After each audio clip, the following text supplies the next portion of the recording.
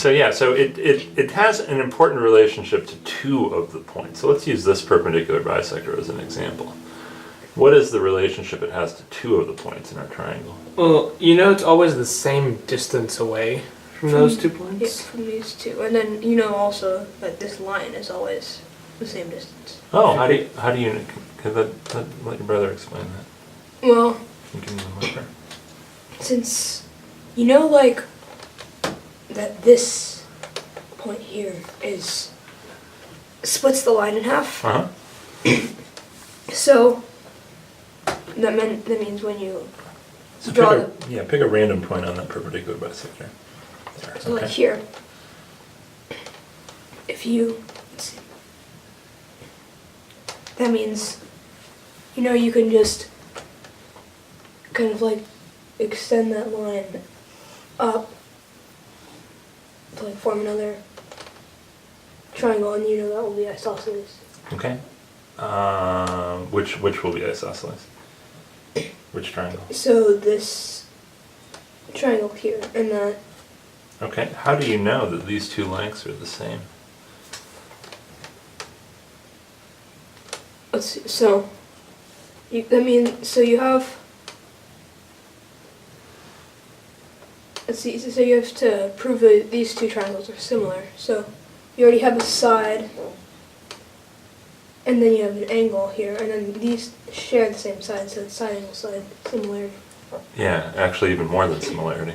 or congruency. Congruence, yeah. Side angle side congruence. Okay, so you've got an isosceles triangle, and that proves that any point on that perpendicular bisector is the same distance away from those 2 points. But it doesn't necessarily have anything to do with the third point. Let's start from the beginning rather than trying to selectively erase. So just pick any 3 random points. Okay? So Yeah, let's make it not an equilateral Alright, triangle. okay. There we go. Okay, so go ahead. So tell me what happens now. So you connect up the points with your straight edge. A little off. Then you have to draw the perpendicular bisectors, and you can do that by starting with your compass at one point, and then extending it to the other point, and like drawing an arc up, and then doing the same thing, and then doing the same thing for the bottom, and it makes a perpendicular line. Okay. And then you do it for this side, and then you do it for this side, and they should all meet at 1 point. And since this 1 point is on all 3 lines, you know it's equidistant from all 3 points. Okay. That means you can draw the circle. Because you can take the distance from here to the vertex as the radius and then just spin the compass around. Okay, nice. That's really cool. That's a great proof. Can you think of any other way besides a ruler and a compass where you could make the perpendicular bisectors of the sides of a triangle? I mean, if you had it, you could just fold the side. You could just fold paper over to the other side. You could fold this point to this point.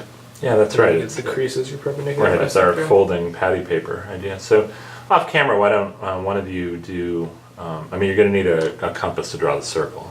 But why don't one of you do it with a ruler and compass construction, and one of you do it through folding, and just pick 3 random points.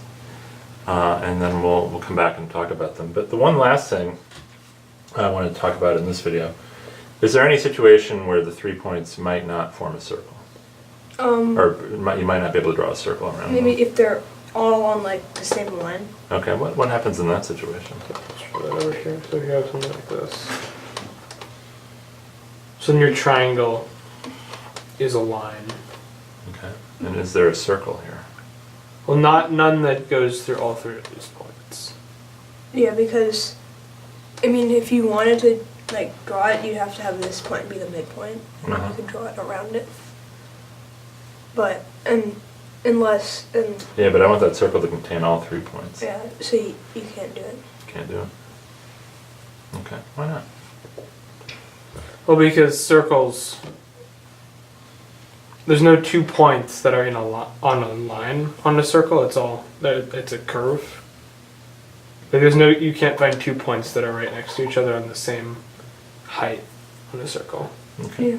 And why would you say? Well, how would you explain it? Well, it's like sort of what he said, because I mean you can find 2 points that are next to each other on the curve of the circle, but you can't do 3 points because it's in a constant curve. So if you do the 2 points, it'll just keep going down, and you'll never reach this point. Okay, good. All right, so why don't you each go find a piece of paper, pick 3 points at random, and then see if you can draw the circle through them. All right.